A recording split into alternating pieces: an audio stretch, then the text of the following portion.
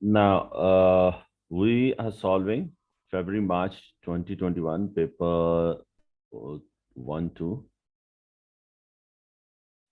Let's start with question number 1.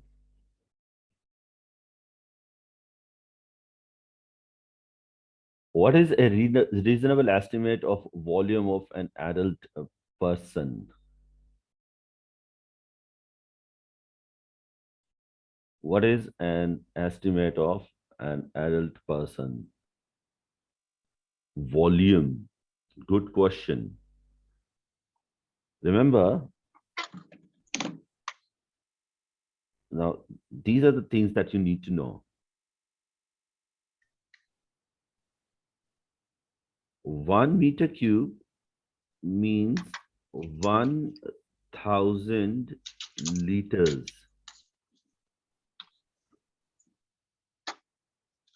So you can guess, like nobody normally talks about the volume of a human being. Okay. We normally do not discuss what is your volume, what is your volume, हाँ जी. but we very commonly discuss or measure our weights or masses.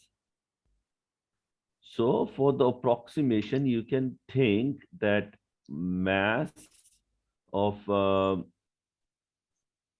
human being can be actually compared to volume. That listen,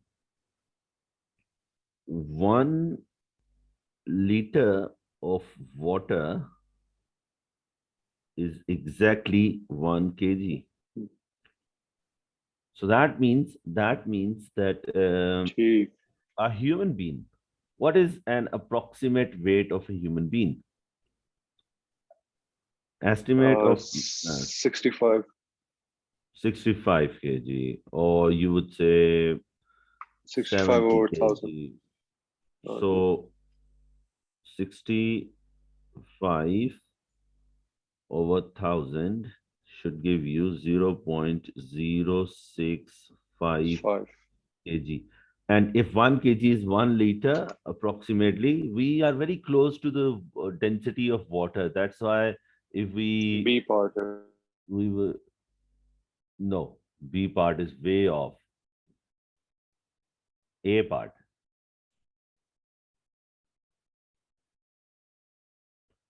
0.065.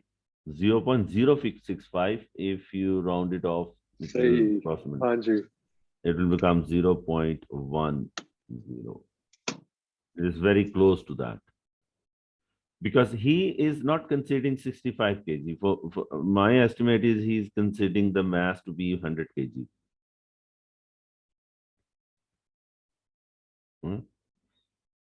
And one more thing, human density is slightly less than water. So even if you consider the mass of a person is 70 kg, his volume should be 75 or 80 liters. So this is a very intelligent estimation actually. Okay, so apparently we want to go with 1 meter cube. Well, like that is a very common estimate. Like at least we will be 1 meter cube. But remember, 1 meter cube means uh, approximately 1000 kilogram. 1,000 liters. 1000 kilogram. हाँ जी. Okay?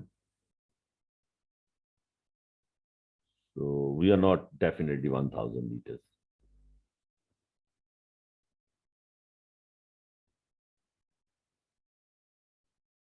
Okay, 1 second.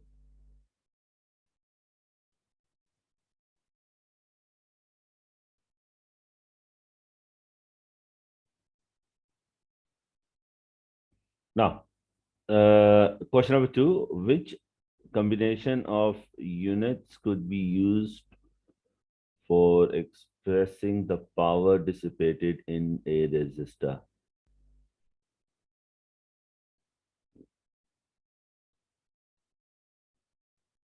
Now, power dissipated which unit becomes exactly power? Now, listen, what are the formulas of power that comes to your mind in terms of force? Power is force multiplied by speed. Power हाँ is ji. work done divided by time. So power is Voltage voltage times into current. current. Power is I square R. So it can be newtons meter per second. It can be joules per second. It can be volts amperes. And this is also used in common life. Somebody, when we are talking about the generator or solar power, we say how many kVAs you have, or how many kVA a particular generator produces, how many kVA your UPS is making. So kVA is used as a unit of power, kilovolt ampere. I square R is ampere square ohms. So all of them can be the units. Which one is available over here? Is Newton per C. second? Are you sure? You don't want to say Newt D? Uh, Look, C मेरे ख्याल से क्योंकि इसमें वो resistor नहीं resistor का mention ही नहीं है. It is D. it does not matter. Resistor has nothing to do with the unit of power. Resistance should only be used if you are using amperes along with it. Then you can bring the ohms in. Newton meter is a unit for turning effect, or it is unit for joules actually. So Newton meter cannot be the unit over here. Look, what did I write over here? Can you see this one? Power equals to force into Newton speed. meters per second. So, and exactly that is available over here. I thought that I was actually telling you the answer. Newton meter per second. Newton meter per second. So, answer will be D in this case. Yes, sir. No. A force of 10 Newton and a force of 5 Newton act on an object, like 5 Newton acting this way and 10 Newton acting like that. The angle between the forces is 150 Newton. The resultant force of the object can be dissolved into a pair of perpendicular components, which rho shows the numeric expression for the possible pair of perpendicular components. Listen, these two are producing a resultant. So here we go.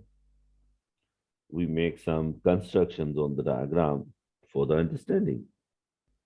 So there will be a component of 10 Newton force acting like this and a component of 10 Newton force acting like this.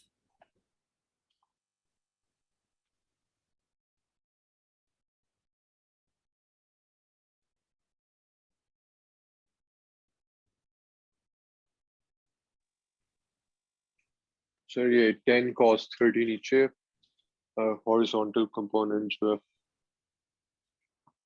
Hmm.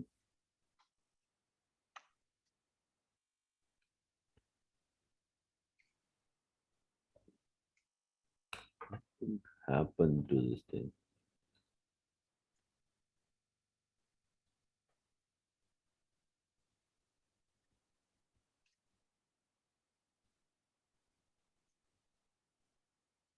Okay. Now this component will be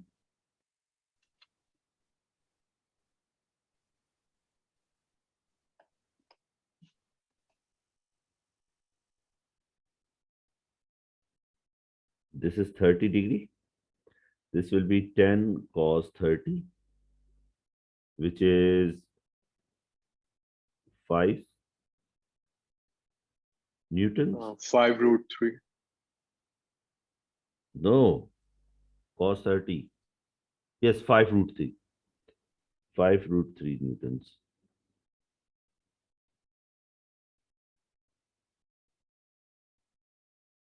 And this will be 10 sine 30, and sine 30 is 0.5. So it will be 5. 5 newtons. Now we should have a horizontal component which will be 10 cos 30 minus 5, because horizontal component of the resultants are in opposite direction. So there will Yes, be sir. the sum of 10 cos 30 plus minus 5. So 10 cos 30 minus 5, 10 cos. There's only one correct horizontal component. 10 cos 30 minus 5, 10 minus 5 sine 30, 10 sine 30 minus 5 cos 30. Which one is the correct one now? This is tricky.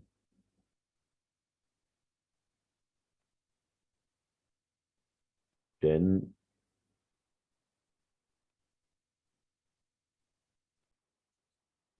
There is another possibility.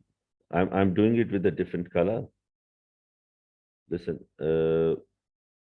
we can split it into components like this as well.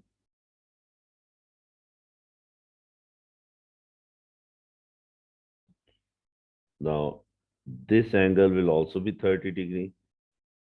This will be 5 sine 30, and this will be 5 cos 30. Now, the resultant, and he's using this one. He's not using the one that I made with the red color. He is using the one that I made with the blue color. So the horizontal component will now be 10 minus 5 cos 30 at 5 sine 30. It will be the y component of the resultant. I'm writing over here. Resultant's x component will be 10 newtons minus 5 cos 30, and resultant's y component will be 5 sine Sine 30. 30. Yes. So which pair is like that? C. C will be the answer for this one. C. Now, Yes. for question number 4, a signal of frequency 25 hertz is displayed on the screen of cathode oscilloscope. What is the time-based setting? So it is 25 hertz. And I can see that 2 boxes are taken for 1 pulse. So it is a reverse engineering question. So we have to, normally what we do is we multiply the time-based setting to the number of boxes, and we get the time period. So this is the time period, which is 2 boxes. Now, if frequency equals to 25 hertz, is there a way of finding time period? 1 over frequency. I think this should be 0.04.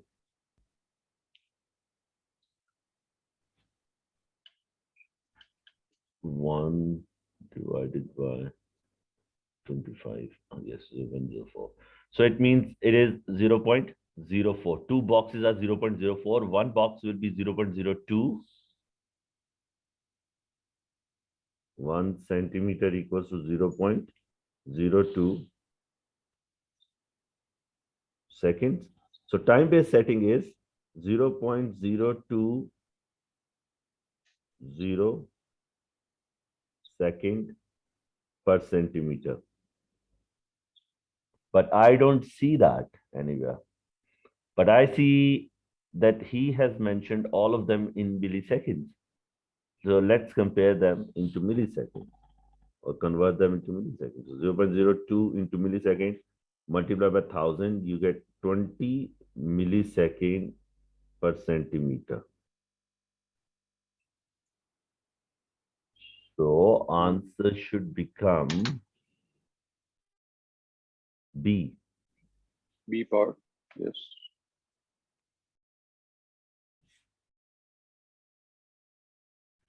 A micrometer screw gauge is used to measure the diameter of a wire. The reading on the micrometer with the jaws closed is this. The reading with the wire is position between the two jaws is this. What is the diameter of the wire? So this is the zero error. This is the reading, the diameter. So actually, we always have to subtract the zero error. So formula is reading minus zero error equals to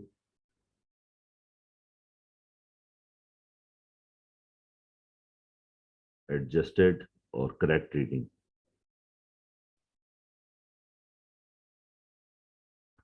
So actual reading will be 1.03 minus 0.05 equals to 1.08. So do we have 1.08 as a reading? Yes, we do. But we also have to find out the error, absolute error. What are we doing with the two readings over here? We are subtracting them. And what do we do to the errors if the quantities are subtracted? Remember, when we uh, add or subtract quantities, their absolute errors are simply added for the addition as well as for subtraction. So 0.02 plus 0.02 should add up to 0.04. So 1.08 plus minus 0.04. Answer should be D. Moving on.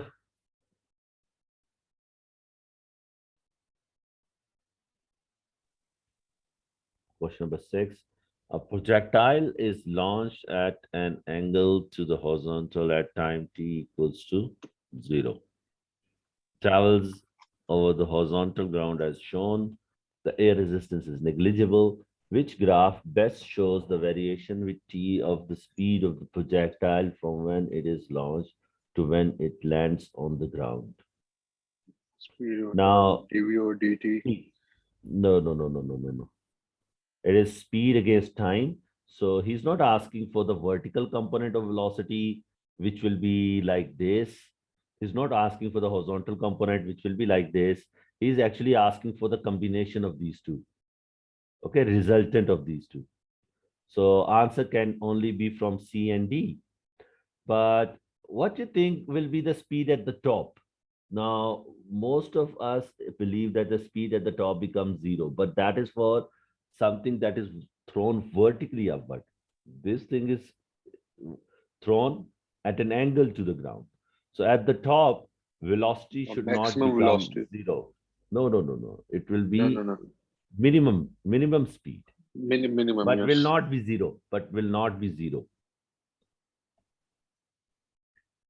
So the answer, because this is the horizontal speed,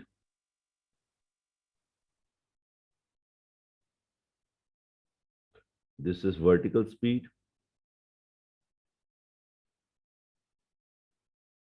These two are correct for them. Speed is not zero at top. It must be C.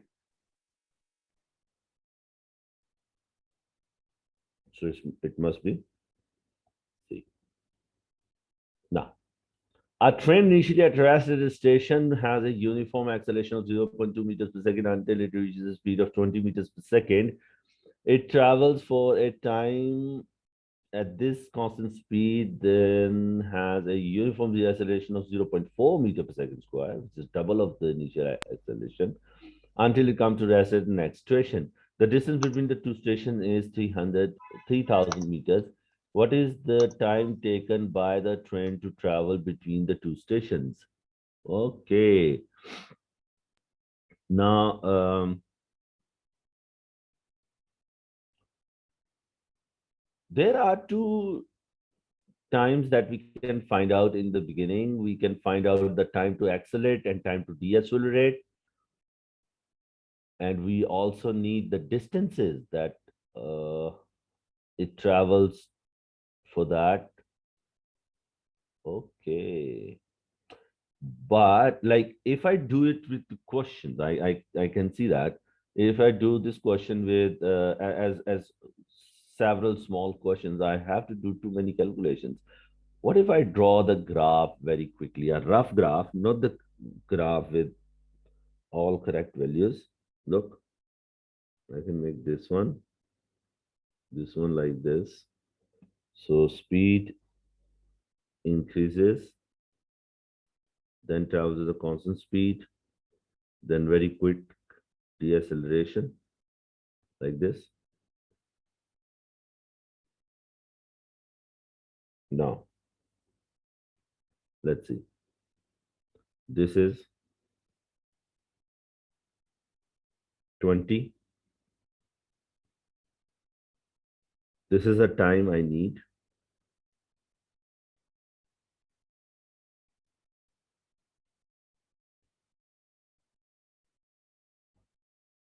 This time is, you know, A equals to V minus U over T. So T equals to V minus U over A. So it should be 100 seconds. So this is 100 seconds. This will be 50 seconds.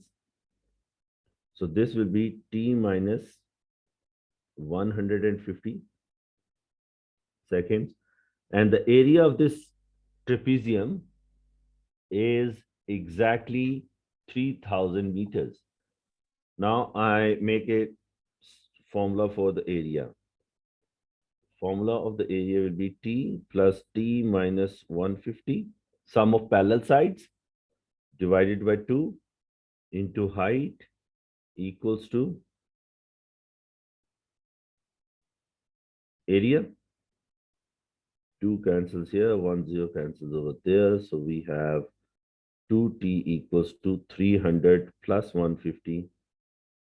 T equals to 450 divided by 2, 225 seconds. So in two significant figures, answer should See, be C.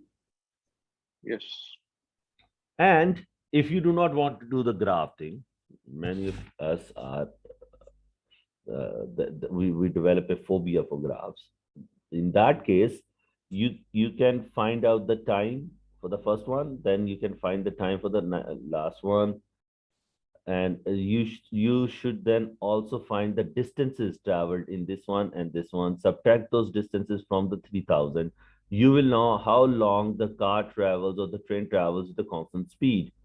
That distance is then divided with the constant speed the object is traveling. You will get this time, and then you can add this 100 seconds, that time, and this 50 seconds to find out that the total time was 230 seconds. That is also a way for, but in exam, as we are against clock, so I recommend that you always find any method that can save your 5 seconds without compromising on the quality of work. Now, the rocket is fired from the Earth into space. Newton's third law of motion describes the forces acting in pair. One of the forces of a pair is weight of the rocket. What is the other force of this pair? Hmm. Remember, the Newton's third law is that if A exerts force on B, then B exerts force on A. If weight is one of the forces, it is the force of gravity that Earth exerts on the satellite or Earth exerts on the rocket. In reaction, the rocket must exert an equal and opposite force on Earth. Air resistance is not that force. Force of the No, exhaust gases on the rocket. Forces of the rocket on the exhausted gas. Gravitational force of rocket on the Earth. I So, think C है इसका. B no, या they're C. wrong. No, both are wrong. Answer is D. वो कैसे? Listen, if this is Earth and this is the rocket,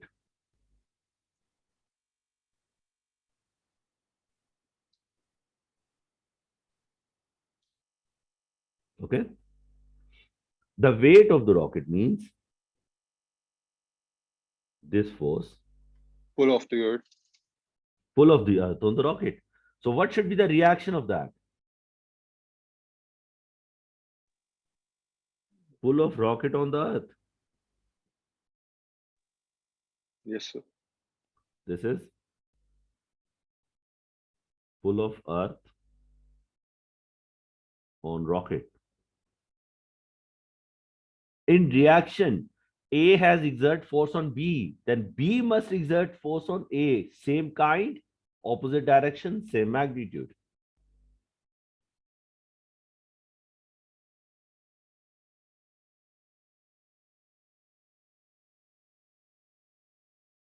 So answer will be D. Moving on, question number 9. The graph shows how quantity P varies with quantity Q for a body falling vertically downwards, a uniform gravitational field with air resistance. The object is falling vertically downwards in a uniform gravitational field with air resistance. So there is air resistance available as well. Now, what are the things that we have on y-axis and x-axis? Which pair of the quantity would be represented by P and Q? Which quantity reduces with time to zero? Which quantity reduces to zero? Net force? Yes. And what else? What do we Acceleration. have? Acceleration. Net force and acceleration are the same thing. If force decreases, then Yes. acceleration also decreases. Uh, Force of air resistance is increasing. Okay, I think it cannot be D because velocity is not decreasing. It is never decreasing. So it cannot be D. Velocity and for the it cannot be C and D both. Now it is A and B. Acceleration and time. Acceleration decreases with time, but with a curve like this. Okay? It decreases uh, not at a constant rate.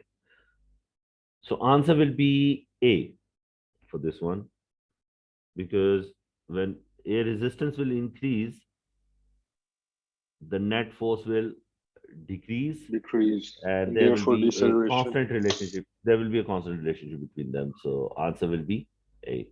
A. Yes. Now, which quantities are conserved in an inelastic collision? Oh, if it is an inelastic collision,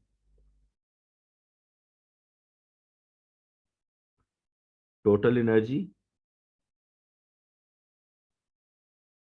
total energy is always conserved, whether it is a collision or something else, because we believe, as the first faith of physics is, that energy is not created, not destroyed. It can only be converted from one form to another form. So total energy is always conserved. Total momentum,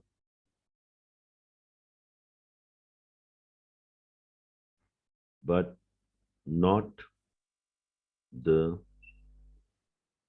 total kinetic energy. So C. Kinetic energy conserved. No. No. Not conserved. That is incorrect. Linear momentum is conserved. Good. Not conserved is incorrect. Not conserved is incorrect. Kinetic energy is not conserved. Conserved is incorrect. Conserved, conserved, not conserved. C. Okay. So this is correct. This is correct. This is incorrect. So it is, especially remember, it is an inelastic collision. If it would be an elastic collision, then all three quantities will be conserved. Conserved, conserved, conserved. And that is only true for elastic collision. If I be the examiner for this question, I would definitely have put that in the list. Conserved, conserved, conserved. That would be confusing. Question number 11, a charge oil drop is held stationary between the two charge plates, top plate, bottom plate. Which force acts on the oil drop? Which forces actually act? There will be an electric force acting, obviously, in upward direction. There will be a gravitational force acting in the downward direction. Both electric and gravitation, electric only, the gravitation only, neither electric nor gravitational. A इसका sir So very simple force. Gravitational force नीचे पुल कर रही है और उसको Hmm. Counteract करने के लिए इलेक्ट्रिक ऊपर की तरफ. That is why it is suspended. Yes. If it is a stationary oil drop, then there must be two forces acting on it. Now, which pair of forces form a couple with torque 30 Newton meter? Hmm. So these two forces are acting in the same direction. So B is out of the question.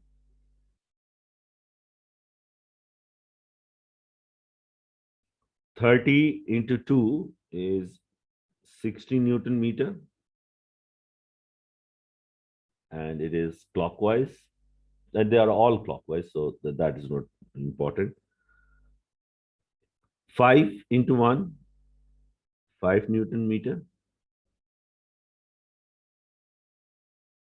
15 into 2, 30 Newton meter. So answer will be D. Only confusing part is C. Why did I use 5?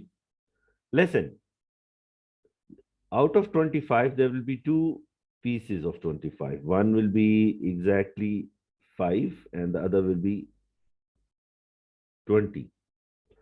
20 Newton force will be used to accelerate the object, and 5 Newton force will be pairing with the other 5 Newton force to produce the couple.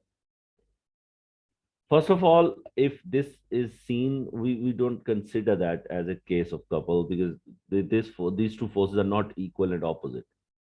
So C can simply be put out. So answer is any one of A and D, and A is producing 60 Newton meter. We need 30 Newton meter. So answer would be D. Question number 13. Some forces are acting on a sir जो last question था उसमें क्या add करते हैं या 15 और 15 मतलब ऊपर और नीचे फोर्सेस हैं. multiply forces into distance. Listen, force 30 yes sir. multiply by 2. हाँ जी वो ठीक है. The distance and it is 15 multiplied by 2. 15/2 yes. ठीक मैं ऐड कर रहा था ऊपर और नीचे फोर्सेस हैं. And you are still Yeah. getting the same answer because it was multiplied by 2. Hmm.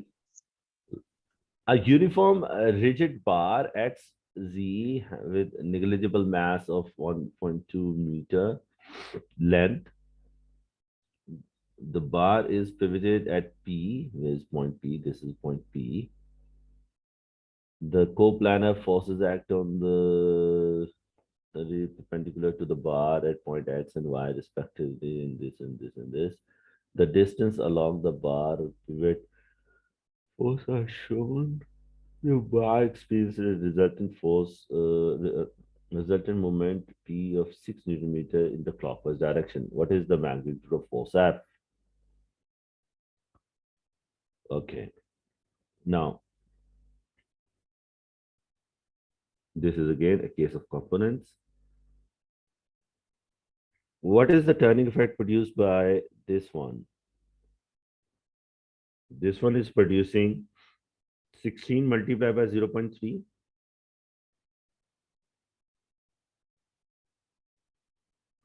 That is 4.8 Newton meter clockwise.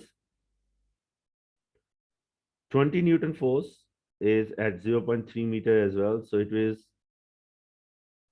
20 multiplied by 0.3, 6.0 Newton meter anti-clockwise. Now F Newton force, and how far this F Newton force is acting from the pivot? What is this distance?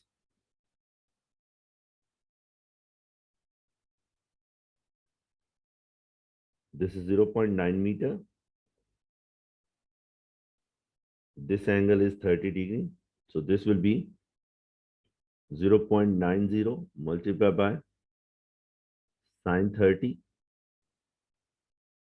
So distance will be 0.45 meter. So another clockwise turning effect will be 0.45 F. So equation that we can form over here is 0.45 F plus 4.8, because these two are anti-clockwise turning effects, and the clockwise turning effects, and anti-clockwise turning effect is minus 6.0, has to be equal to 6 Newton meters, because he says there is a clockwise turning effect, net clockwise turning effect.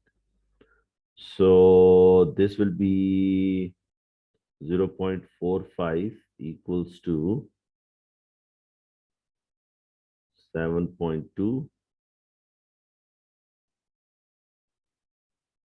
Then F will be 7.2 divided by 0.45. Let me use a calculator for this one. 7.2 divided by 0.45. 16 newtons. So F must be 16 newtons. C. Now, water of depth 9.0 centimeter is covered by oil of depth 5 centimeter in measuring cylinder. The density of the water is 1000 kilograms per meter cube, and density of oil is 800 kilograms per meter cube. What is the total pressure exerted on the base of the measuring cylinder due to the oil and water?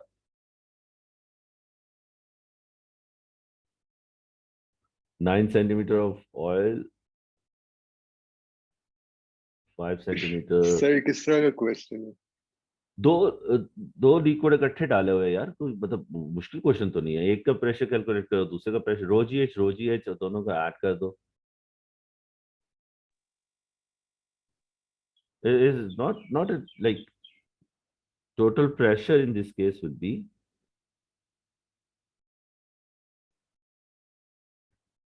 rho 1 G H1 plus rho 2 G H2.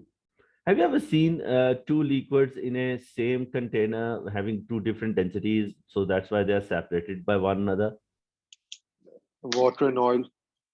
Water and oil, good. So that is exactly what is going on over here. This is the measuring cylinder.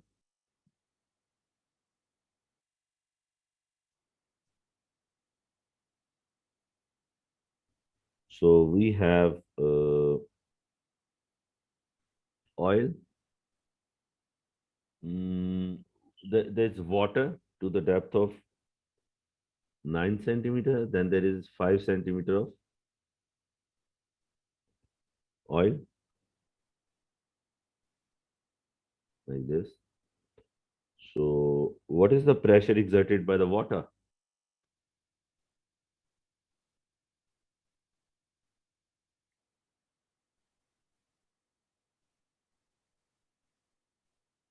No.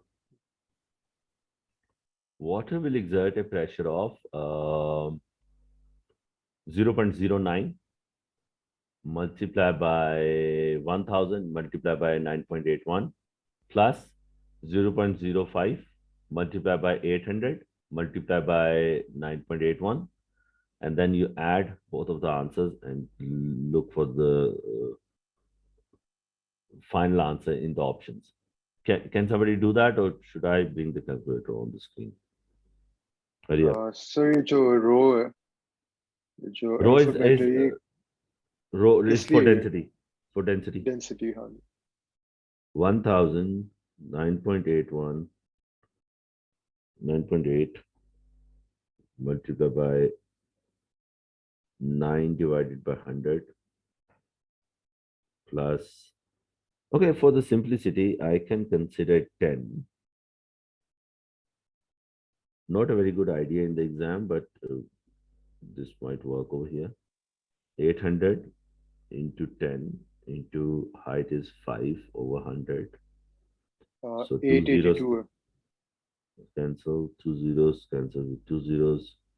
So we have 900 plus 80 into 5, 400, 1300 Pascal. So what is your answer? What did you say? जो proper answer हो 882 है, water का 8. जो pressure है. Okay, okay. So what is the final answer? Final answer ये 900 plus 400 1300 है. No. Okay. Ji. Well, if even if you use 9.8, you will get 1280 or like very close to that. So still it Yes. be to same figures, it will still be 1300 pascals. Now, a rocket is fired upwards. As it accelerates upward after leaving the launch pad, which forms of energy are changed. Acceleration, accelerates. It is accelerating upwards. What are the energy changes? So first of all, a chemical energy, which is in the form of fuel, converts into um, heat energy. That heat energy uh, produces some kinetic energy, and that kinetic energy is converting into gravitational potential energy. The final output should be gravitational potential energy and kinetic energy. So initial should be chemical energy and final should be gravitational and kinetic energy. Okay. So gravitational potential energy is not converting chemical energy to kinetic energy only. Nope. Chemical energy to gravitational potential energy only. Nope. As it is accelerating, it means kinetic energy, and as it is rising, it means the gravitational potential energy. They both are increasing. So I will go with answer number A.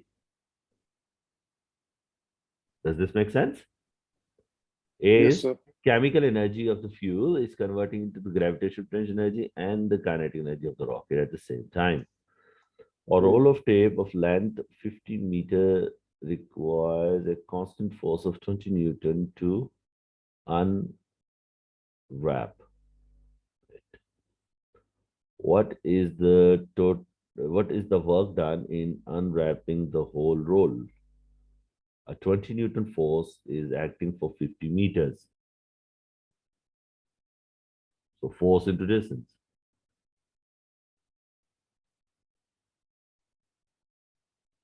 20 multiplied by 50, 1000. That was the easiest question till now because work done is force into distance. Distance Force is and 50 meter resistance. and force is Right. 20 newtons. 100. Okay. Easiest till now. 1000 joules. Now, a trolley of mass 600 kg is initially at point P on the slope at height 80 meter above ground level. As shown, the trolley is released from the rest, moves along the slope, first coming to rest at point Q, h above the ground level. The total distance PQ moved by the trolley slope is 1.5 kilometer. A constant resistive force of 300 Newton opposes the motion of the trolley on the slope. What is H? Good.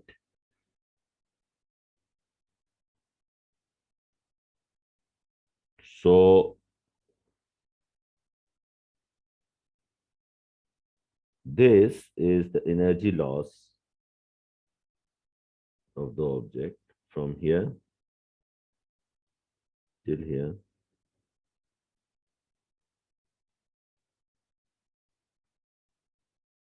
This will be delta H. Delta H equals to 80 minus H meters. This much gravitational potential energy is lost against frictional force. Okay. So work done against frictional force will be frictional force multiplied by distance.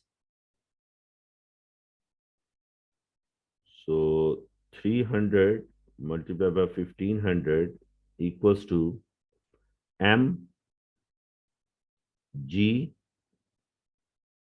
and h will be 80 minus h. So zeros can be cancelled on both sides. 6165. So 75 equals to 80 minus h. H equals to 80 minus 75, 5.0 meters.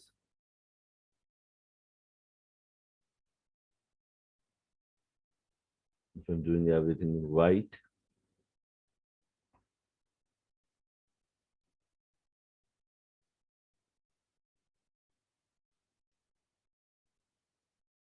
Oh,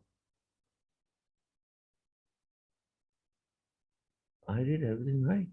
1500 meters multiplied by 300, 1500, 300, 75 mgh, 80 minus h meters आ गया है. What is h?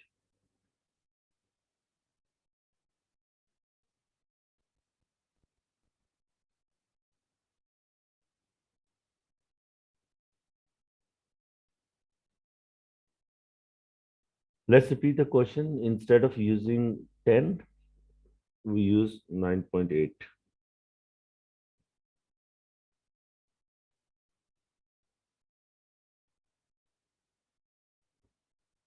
But still, if you get 5, very close answer will be 3.5. But if you want to actually get that answer, 300 multiplied by 1500 equals to m into 9.8. So 300, 200, 75. So 75 divided by 9.8 equals to 80 minus h. H equals to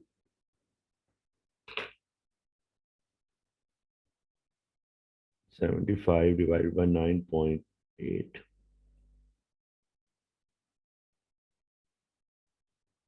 divided by.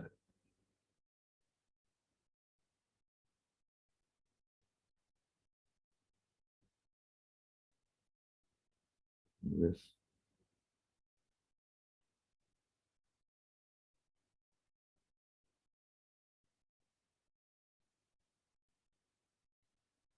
So 80.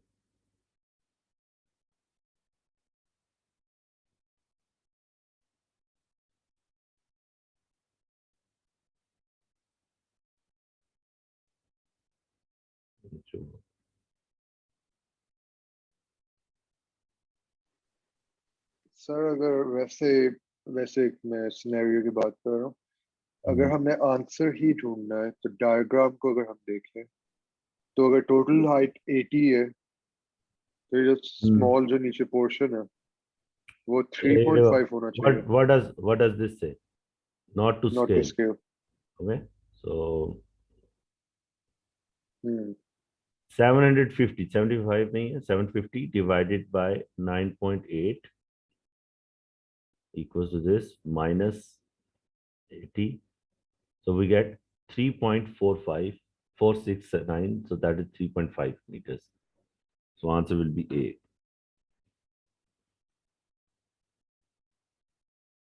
Actually, we should always use gravitational acceleration to be 9.81 in A levels. Okay, wherever we use 10, there is a chance of making a mistake. So an object of weight 15 Newton is pulled along the horizontal surface at a constant velocity of 2 meters per second. The force pulling the object is 12 Newton at 30 degrees to the horizontal as shown. What is the power used to move the object?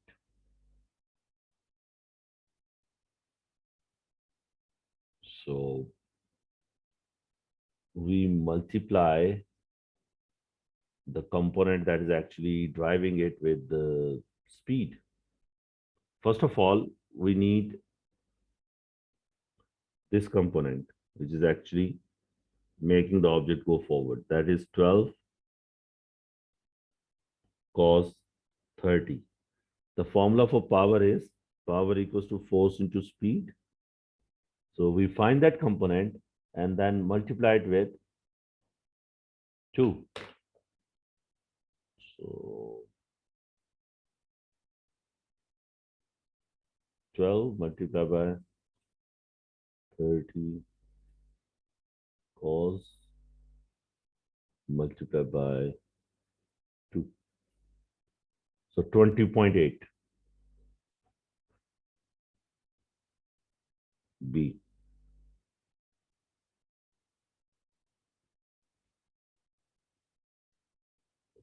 Force into speed is a formula for power. We can use that. Now, question number 19. A spring constant of 4 springs are determined by plotting the following graphs of force.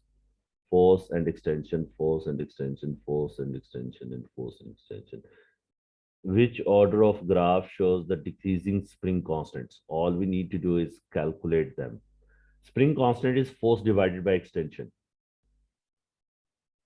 Right? So 10 divided by 0.005,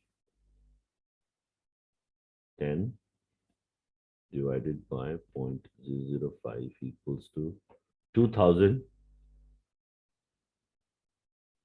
Newton per meter for the first one.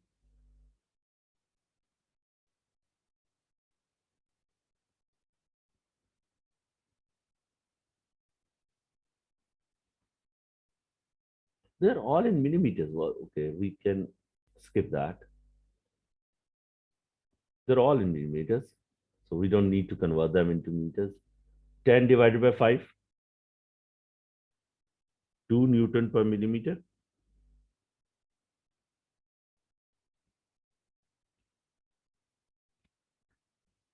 20 divided by 4, 5 Newton per millimeter.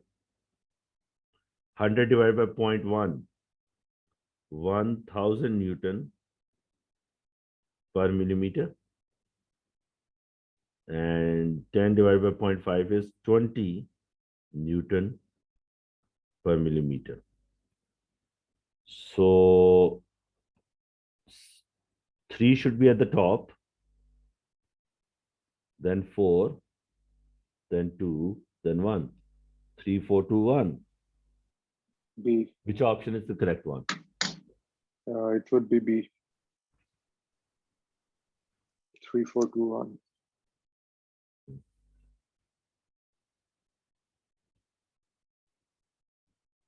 Forces are applied to the ends of the rod so that the length increases. The variation of the force after extension is given like this.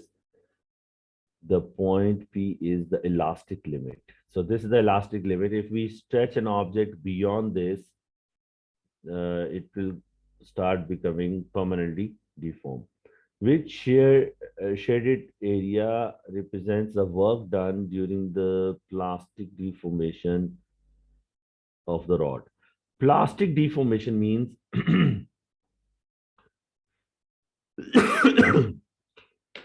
the deformation that causes the permanent changes.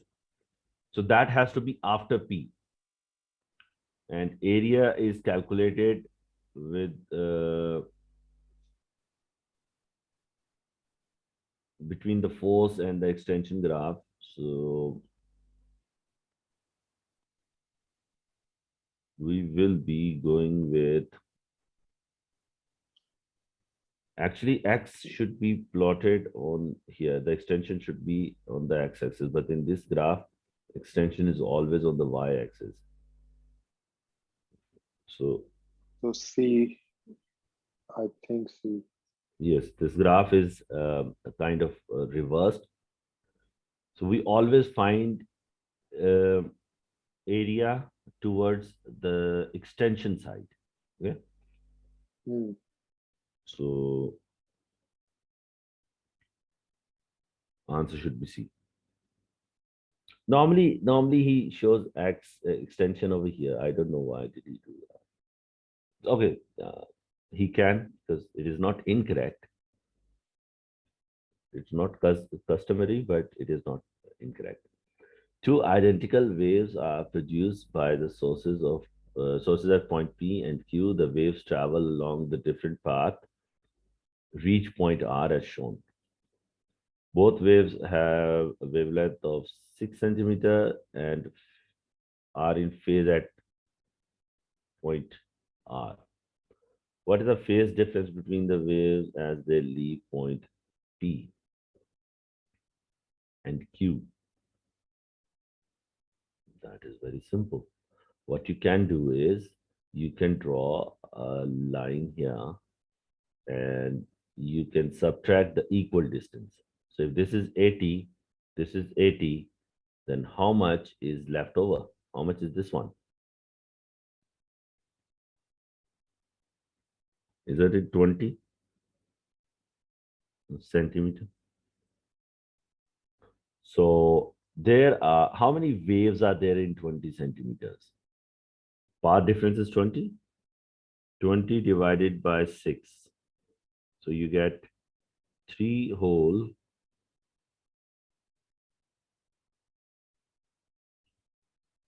2 by 6, or 3 whole 1 by 3 lambdas, 1 by 3 lambdas. So this is the phase difference, 1 by 3 of lambda, 1 by 3 times 360.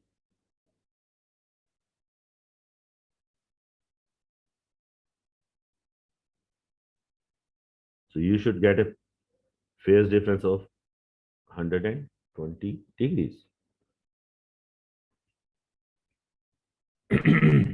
Now, sir ये the जो long, आपने line draw की थी ये Mhm. Perpendicular है No, this is not perpendicular. This is so that we have an isosceles triangle over here. isosceles triangle. So if this is 80, this is also 80. This is to Okay, find the this is to find the path difference. which would be 20 over Like, here. listen, wave is Ah, reaching R point from Q, wave is reaching from P point to R as well. Now, the yes. path difference from the two sources is 20 centimeter. We have to see how many waves fit in this 20 centimeter. Wavelength is 6 centimeter. So three complete waves are there. And there is a one third of wave that is left over. One third of wave is that what is causing the difference or the is the phase difference over here. So 1 by 3 times of 360 will be 120.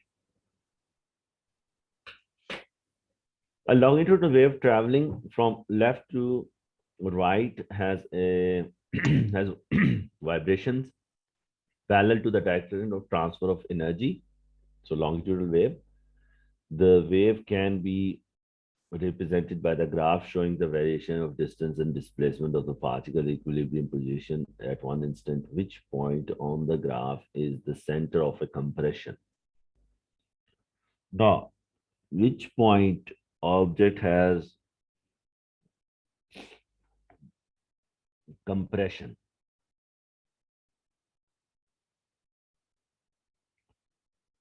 Now, this is the point that is at its original position, and this is a point that has moved to one maximum direction. This is a point that has moved to another maximum direction. So these points, this point has come to the left side, this point has come to the right side, and this is the point that is in between these 2 points. A compression is formed between these 2 points, A and C.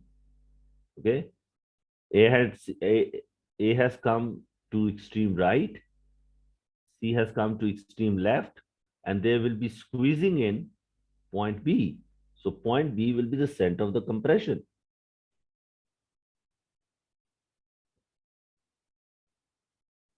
So answer will be B.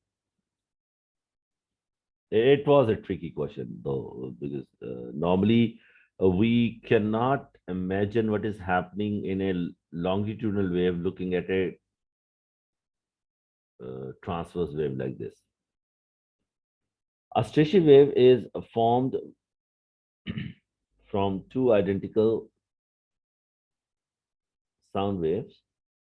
A microphone is placed at a position of maximum loudness, is then moved along the stationary wave from this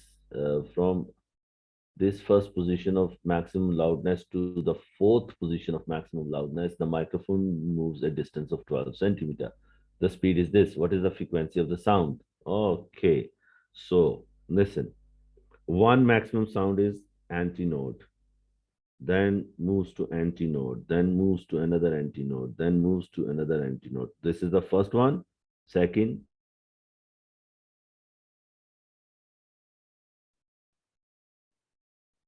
so this distance is 12 centimeter. So using just this, can we find the wavelength? Lambda will be, because I can see this is 1 by 2 lambda, this is 1 by 2 lambda, this is 1 by 2 lambda. So 3 by 2 lambda equals to 12. Lambda equals to 8 centimeters or 0.08 meters. So if 0.08 meters is the wavelength and speed is 330 meters per second, is that enough to find the frequency? Is there a connection between lambda frequency and speed? Yes, there is. V equals to F lambda. So F will be 330 divided by 0.08.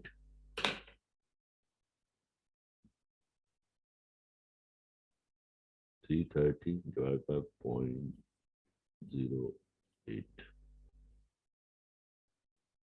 4,125. A. So, moving on.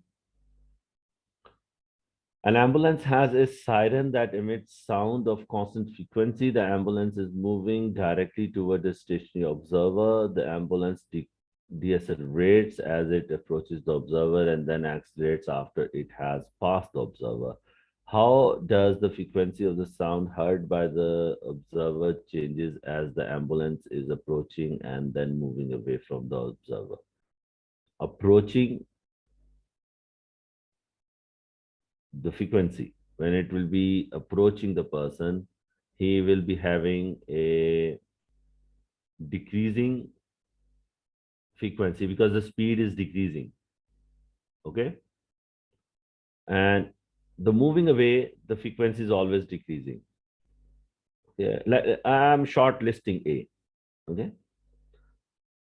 Normally, what happens is student thinks when source is approaching the observer, the frequency should increase. It has it has been more than the original frequency. But what is happening to the speed of the vehicle? It is decreasing. So Doppler effect would be reducing. That means the speed, the frequency that the observer is receiving will be decreasing. Decreasing, it cannot increase if an object is moving away. So it will not be increasing. So answer will be A.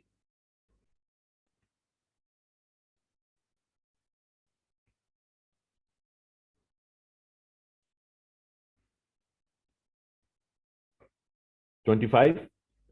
A microwave in a vacuum travel at speed x and have wavelength of order of magnitude y. What are the speed and possible order of magnitude of X-rays in vacuum? Hmm. Microwave travel with speed x and wavelength is y. Speed will be the same. Speed of microwave and X-rays will be same. So answer is either of A and B. The wavelength. If we divide the wavelength of microwaves to 10,000, we get the visible light, and then divide that with 1,000, 10,000, we get the wavelength of X-rays.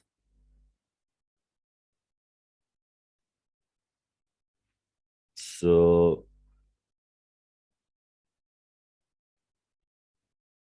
answer will be either of A and B.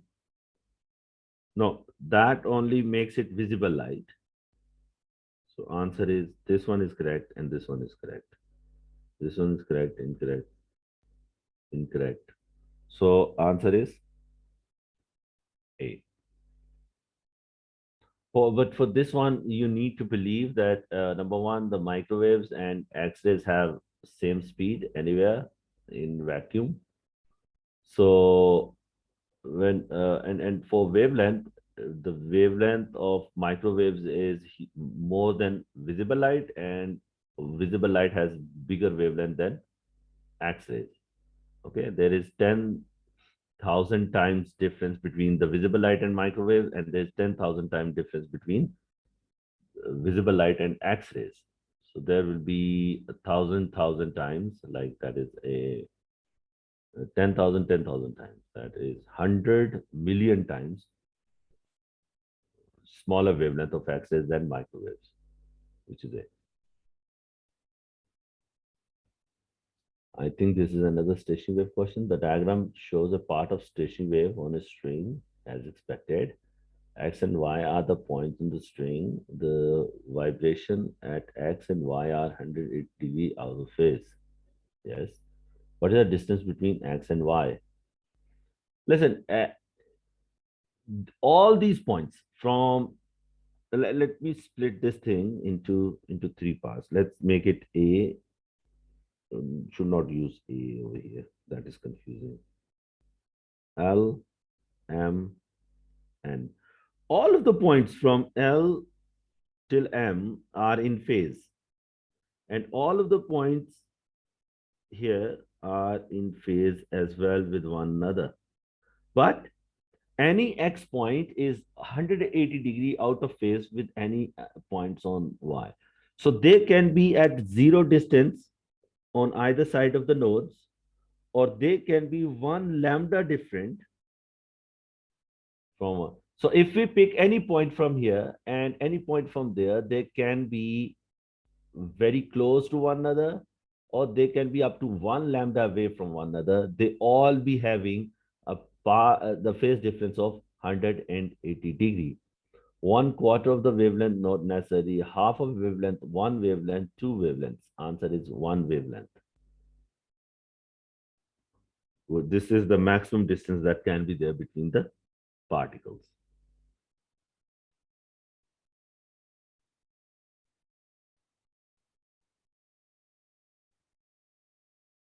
What is the distance between X and Y? So why the point of the string, the vibration X and Y are 180 out of phase. Oh, positions are at maximum displacement.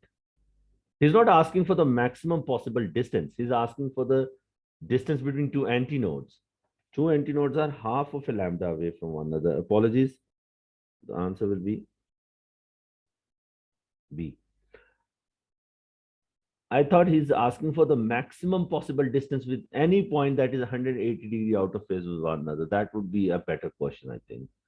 Everybody knows distance between one antinode and another antinode is always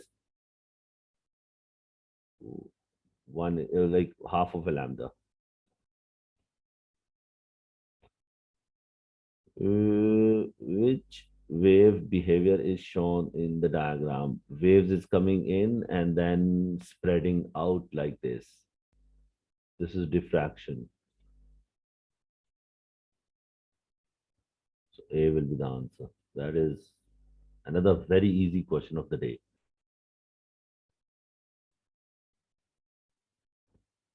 Okay, hurry up. Now, a teacher sets up the operators as shown in to demonstrate the double slit interference pattern on the screen, which changes to the operators will increase the fringe separation. I can increase R, decrease distance Q, yes. Decrease the distance R, decrease the wavelength of the. Listen, let's make a formula in terms of these variables. The actual formula of fringe separation is lambda D over A. So in this case, it will be lambda R over Q. So if I increase R, whereas will increase the fringe separation. So I have to increase the fringe separation. I can increase R. So he's asking us to decrease R. That is incorrect. I can increase wavelength. I can see that X is directly proportional to R. X is directly proportional to wavelength. So that is incorrect as well. Decrease distance Q. Okay, X is inversely proportional to R. So this could work. Decrease distance P. That will not do anything. That is not even affecting the fringe separation in any way. So B will be the answer.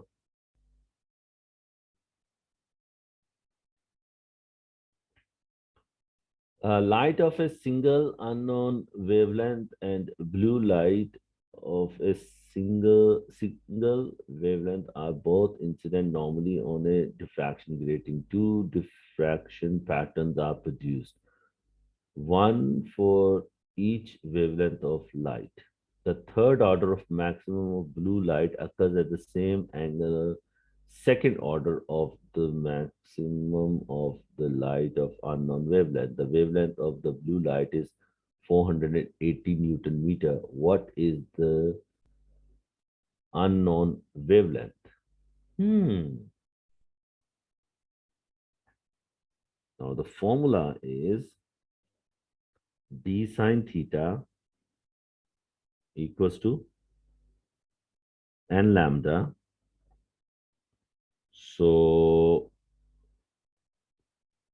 third of 480 is equal to 2 of x.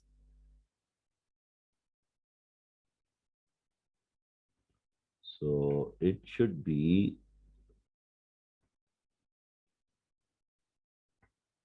something like use a calculator, I think. I could have worked it out. 720. 480 into 1.5, 480 plus 240 is 720. There were times I could have solved it quicker than this one. But and one more thing, if I do a calculation like this, please do check that in your calculator. I've done that right or wrong. So 3 times It's 400, correct. so 720 should be the answer then. What is the electric field strength in a region where the proton accelerate at 2 meter per second squared due to the field? Hmm, interesting question. See, acceleration is force over mass.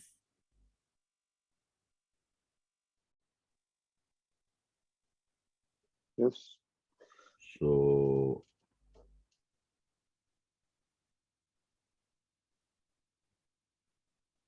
force equals to electric field strength into charge. So A equals to electric field strength multiplied by charge divided by mass. Electric field strength equals to 2 into mass of a proton is 1.66 into 10 to the power minus 27 divided by charge is 1.6 into 10 to the power minus 19 coulombs.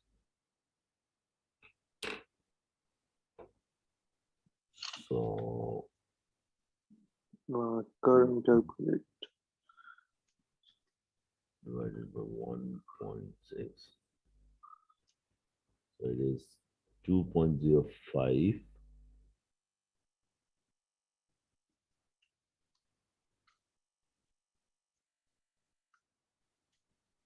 into 10 to the power minus 8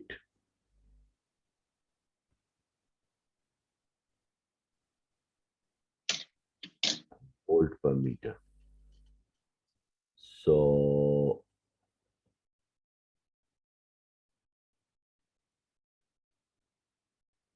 I am going with D 20.9. That is, so if it is 20.75 into 10 to the power minus 9 volt per meter, it will become 20.8 nano volt per meter. So 20.8 is very close to 20.9. So I will go with D. Why I'm getting 20.8 and he's getting 20.9? I think I have assumed, made a mistake in calling the value of mass of proton. Just 1 second.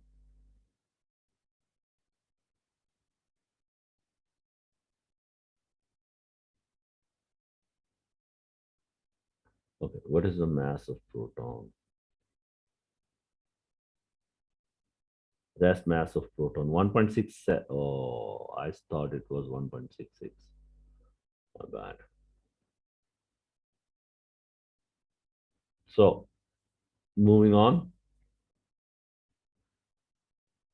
An oil drop of mass 2.6 in this and charge this in vacuum. Two horizontal plates have a separation of this and then this. What statement describes the motion of the oil drop?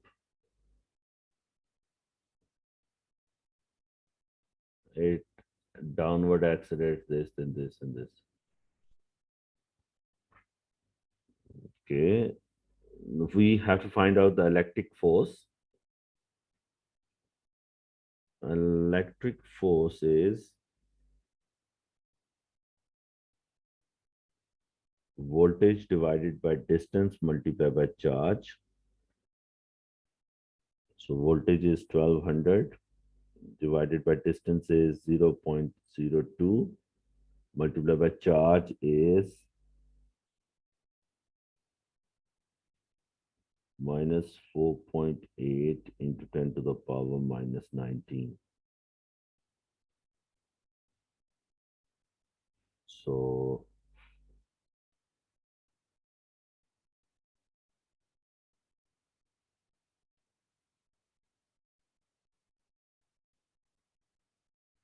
thousand, so 4.8 into 6 is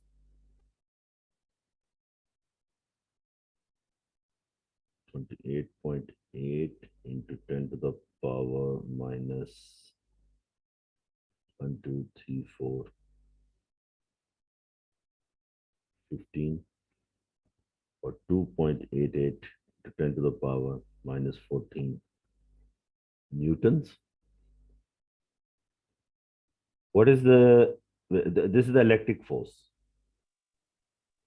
What is the weight, which will be mg? So Sir, 20, yes. 2.6,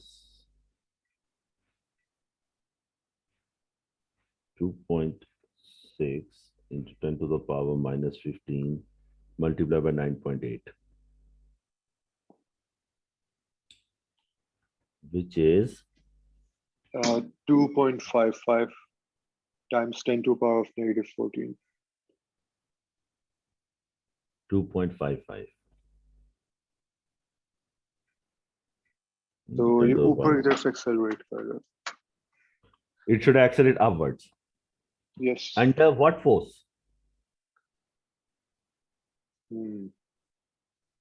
Net force will be 0.33 into 10 to the power minus 14 newtons.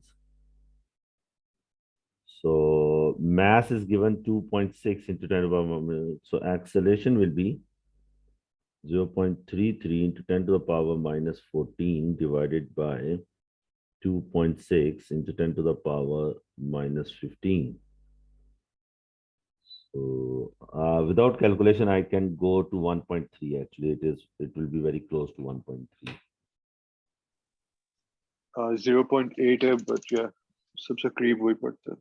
No, 0.33 is divided by 2.6, 0.1269 multiplied by 10. Yes. So 10 to the power minus 15 minus 14, there will be one extra 10 over there. So it will become 3.3 divided by 2.6. Can become 3.3 divided by 2.6 equals to 1.269. That is 1.3. The answer. Which two units are used to define coulomb, ampere, and second? That is easy. Again, third easiest question. Yes, it is easy if you know. It is a knowledge-based question, not something that you can figure out in the exam hall. A mobile phone battery is charged by connecting it to the constant potential difference of this. After a time, 1 hour, the initial current slowly decreases as shown.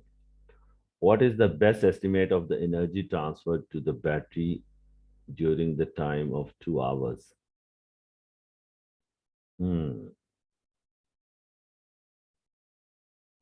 Now, energy equals to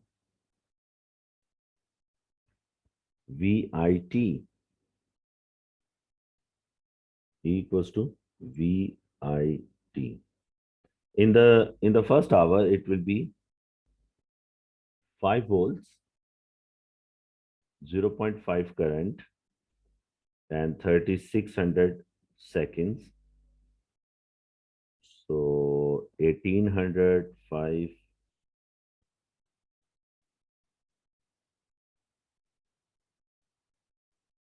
1800. I'm getting 9,000 joules for the first time. First is 9,000. So, and I can see that this will be approximately half of that. Okay.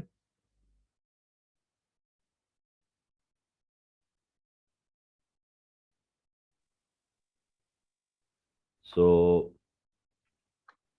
C, it will probably. Yes. 14,500, which is approximately 1400. So answer will be Uh, C. yes. Okay. Uh, it is a question that requires some knowledge about this formula, and then some common sense that if this is a complete rectangle and current is provided at a constant rate, it is 9,000 and current is decreasing at a constant rate, then it should be half of what we have calculated earlier. Now, the length of wire is connected into an electric circuit. The current in the wire is measured, which change on its own could increase the current in the wire. And increase in the length of wire. No, that will increase the resistance, decrease the current, and increase in the radius of wire. It can work. And increase in the resistance of wire. Nope, that is opposite. And increase in the resistivity of wire. That is also opposite. So answer will be B. And I would say this is also an easy question.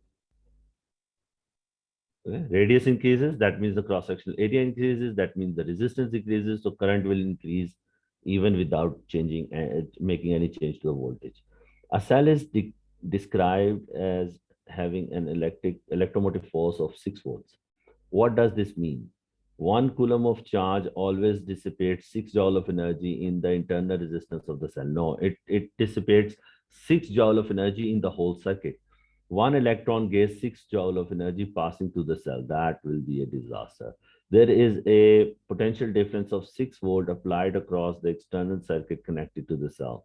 When 1 coulomb of charge passes through the cell, 6 joule of chemical energy is transformed into electrical energy, and there is your answer.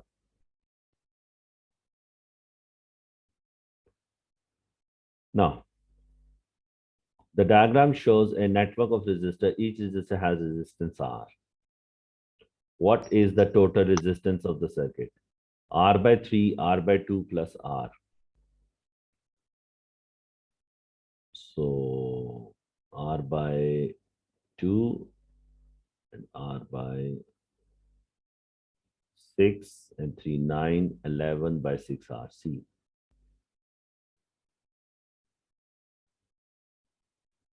You can do it this way though. If this is R, this is R by 2, and this is R by 3. If three identical resistors are connected in parallel with one another, their total resistance will be 1/3 of their individual resistances. So now for total resistance, because these three are connected in series, it will be R plus R by 2 plus R by 3, 6, 6R, 3R, 2R, 11R by 6.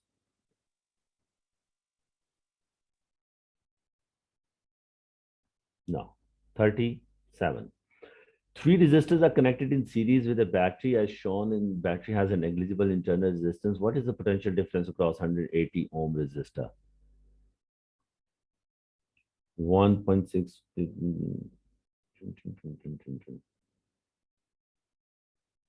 180. So it will be 180 divided by 450 into 6 volt. We can do this one as well. 180 divided by 180 plus 120 plus 150, 450 into 6.